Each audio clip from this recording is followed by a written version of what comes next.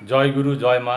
সকলকে সাদর জয়গুরু সম্ভাষণ জানিয়ে সংঘের প্রয়োজনীয়তা সম্পর্কে ঠাকুর মহারাজ কি লিখেছেন তা আমি আপনাদের সঙ্গবাণী গ্রন্থে যেভাবে লিপিবদ্ধ হয়েছে তা হুবহু পাঠ করে শোনাচ্ছি।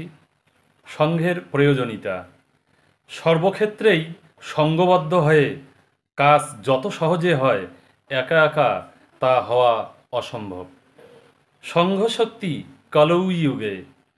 কলিযুগে সংঘশক্তি প্রবল।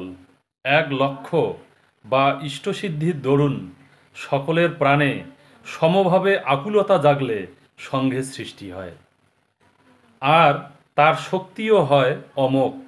মনে রেখো, তোমাদের জীবনের লক্ষ্য এক, তোমরা একই গুরুর শিষ্য, তোমাদের সাধনা এক।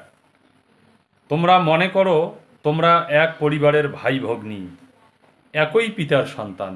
এতে তোমাদের অনৈক্য, মতদ্বৈধ, ক্ষুদ্র অশান্তি সব দূর হয়ে যাবে। তোমরা আনন্দের প্লাবনে ভাসবে।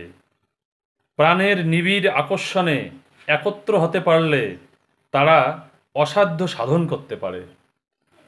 সংঘশক্তির প্রতিষ্ঠা অর্থে আমি বুঝি বিরোধের একান্ত পরিহার, প্রাণের ঐকান্তিক মিলন।